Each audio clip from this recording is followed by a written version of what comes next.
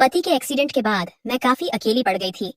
वो पूरा दिन एक कमरे में ही पड़े रहते थे और ढंग से चल भी नहीं पाते थे। ऐसे में मेरी जिंदगी एक वीरान रेगिस्तान बन चुकी थी, जहाँ सदियों से बारिश नहीं हुई थी। एक दिन मेरे एक रिश्तेदार का बेटा चिराग हमारे घर रहने आया। उसके आने से मुझे भी अच्छा लग रहा था और मेरा मन भी लगा रहता था। मैं बच्चा समझकर उसे अपने पास ही लिटा लेती थी, पर एक दिन उसने रेगिस्तान में बरसात कर दी।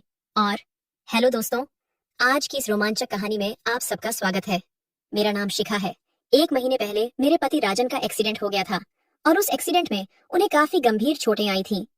पति की चोट के बाद मैं एकदम अकेली पड़ गई थी। वह पूरा दिन एक कमरे में ही पड़े रहते थे और चलने फिरने में भी असमर्थ थे। एक दिन मैं घर में बैठी थी, तभी दरवाजे की घंटी बजी तो मैंने दौड़कर दरवाजा खोला। मेरे सामने लगभग 18 से 20 साल का एक नवयुवक खड़ा था। उसने वहीं खड़े खड़े दरवाजे के बाहर से ही अपना परिचय दिया। वो बोला, भाभी जी, मेरा नाम चिराग है। मैं प्रकाश जी का बेटा हूँ। शायद पापा ने आपको मैसेज भेजा होगा। मुझे तुरंत प्रकाश जी का वो मैसेज याद आया। मैंने उससे कहा, हाँ आओ, अंदर आ जाओ। और इतना कहकर मैंने दरवाजे पर जगह बना दी। चिराग संकोच करता हुआ अंदर आ गया। वो बोला, भाभी जी, मैं आज ही यहाँ आया हूँ। आपको तकरीबन 8 साल पहले देखा था, तब मैं स्कूल में पढ़ रहा था। आपकी शादी का कार्ड हमारे घर आया था, तब मेरे हाई स्कूल के एग्जाम थे, इसलिए आपके विवाह में शामिल नहीं हो पाया था। मैं यहाँ कॉलेज की पढ़ाई के लिए आया हूँ और ये लीजिए, पापा ने यह सामान आपके लिए भेजा है। और इतना कहकर उसने मुझे एक बैग पकड़ा दिया। बैग से बगीचे के ताजा फलों, सब्जियों और अचार वगैरह की बड़ी ही अच्छी खुशबू आ रही थी। मैंने खूब खुशी से आभार जताकर बैग ले लिया और उसको चाय नाश्ता वगैरह दिया। इसी बीच मैंने जोर देकर उससे कहा, तुम यहीं पर रहो। मैं तुम्हारे पापा को कह चुकी हूँ कि तुम्हें सब कुछ तैयार मिल जाएगा। तुम बस अपनी पढ़ाई लिखाई पर ध्यान देना। चिराग यह सुनकर बस एक बार में ही मान गया, मानो इसी बात को सुनने के लिए बेचैन था। वह उठा और जल्दी से अपना सारा सामान जो उसने बाहर रखा था झट से अंदर ले आया। उस पूरा दिन चिराग बस अपना कमरा ठीक करता रहा। कुछ ही देर बाद वह यहाँ अपनापन महसूस करने लगा था, मगर उसका दिल यहाँ इतनी जल्दी लग जाएगा ये मैंने सोचा ही नहीं था। अगले दिन चिराग को मैंने अपने पति राजन से मिलवाया। चिराग ये सोचकर हैरान रह गया कि कमाल है, कल दोपहर से रात तक इनकी कोई आवाज तक सुनाई नहीं दी। इस घर में भाभी के अलावा कोई और इंसान भी रहता है, ये मुझे महसूस तक नहीं हुआ। मैंने चिराग की सोच में सावधान डालते हुए कहा, दरअसल बात यह है कि इनका एक गंभीर एक्सीडेंट हुआ था और तब से ये बेड पर ही पड़े रहते हैं। ये दिन भर तो सोते रहते हैं और रात भर जागते रहते हैं, मगर कल शायद ज्यादा दवाइयों की वजह से वो दिन भर और रात भर सोते ही रहे।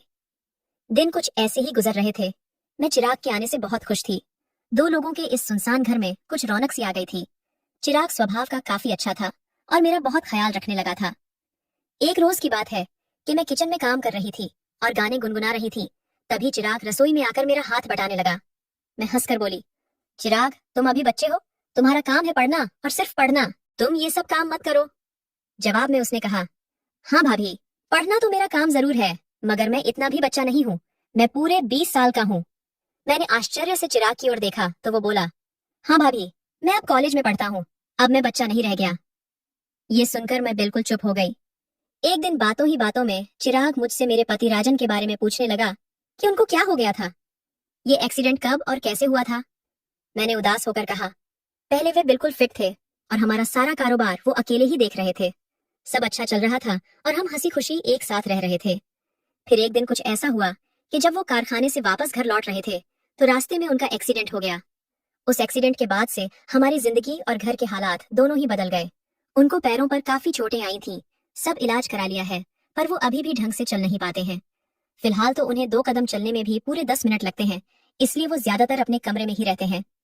सप्ताह में 3 दिन फिजियोथेरेपी कराने वाला आता है और बाकी समय में वो फिल्में देखते हैं और किताबें पढ़ते हैं। डॉक्टर ने कहा है कि समय लगेगा, पर वो धीरे धीरे ठीक हो जाएंगे और आराम से चलने लगेंगे। चिराग ने यह सुनकर उनकी तरफ देखा। वह जानता था कि हमारी शादी को मुश्किल से 5 साल ही हुए होंगे। वो बोला, भाभी जी, आपकी शादी को तकरीबन 5 साल ही हुए हैं ना। मैं बोली, हाँ, 5 साल हो गए हैं।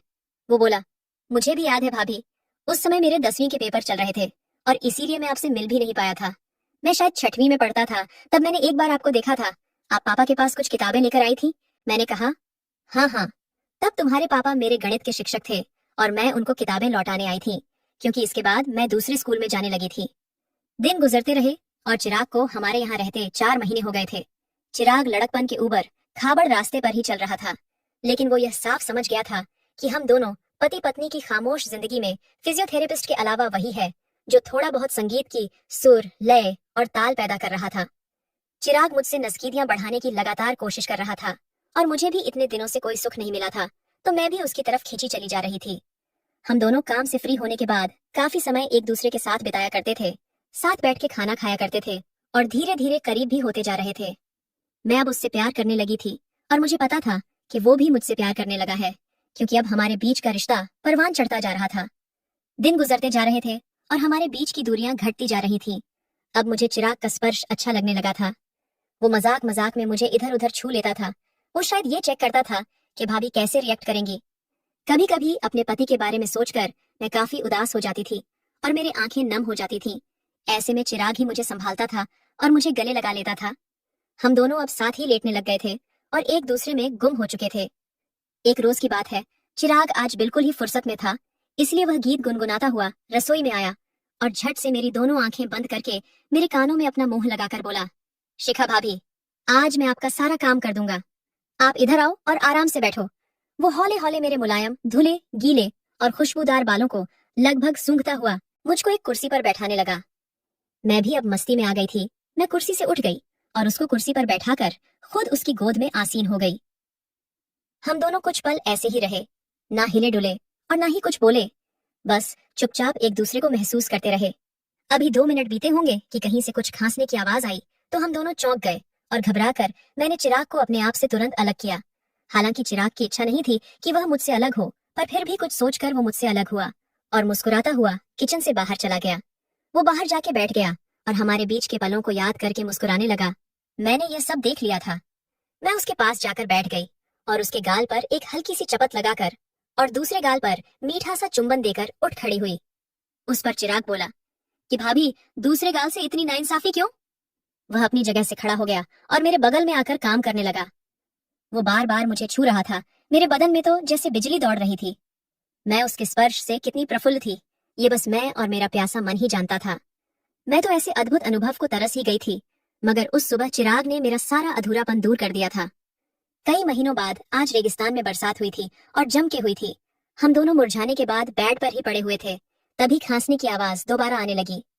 मैं एक कप चाय लेकर चिराग को प्यार से देखती हुई उस कमरे से निकली और पति के कमरे तक पहुंच गई।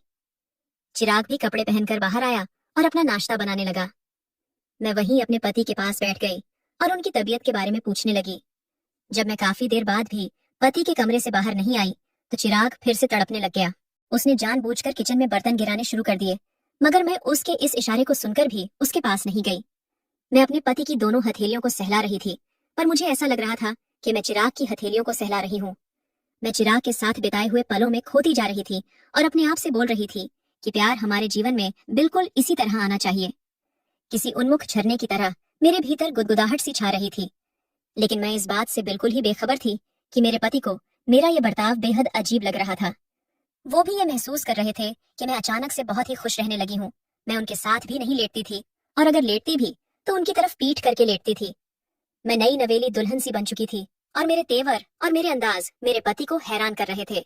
चिराग भी, जो शुरू शुरू में उनसे कभी कभार 1 सेकंड के लिए ही मिलता था, वो अब कंधे भी दबा रहा था और चाय भी पिला रहा था।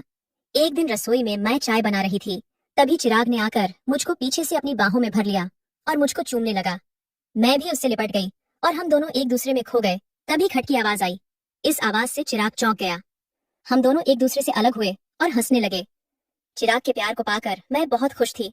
पहले जो मुझे अपनी जिंदगी एक बोझ सी लगती थी, आज वही जिंदगी मुझको फूल सी, बादलों सी और रुई के फाहे सी लग रही थी। मैं चिराग के यहाँ आने को कुदरत के किसी करिश्मे की तरह मान चुकी थी। चिराग को यहाँ आए 1 साल पूरा होने जा रहा था और मैं उससे मिलकर निखर सी गई थी। अब हमारा पूरा जीवन मस्ती से सराबोर हो चुका था। कमेंट करके जरूर बताइएगा कि आपको ये कहानी कैसी लगी। अगर आपको ये कहानी पसंद आई हो तो इसे लाइक करें और अपने दोस्तों के साथ भी शेयर करें। आगे भी ऐसी रोमांचक कहानियों के लिए हमारे चैनल को सब्सक्राइब करें और बेल आइकन दबाना ना भूलें।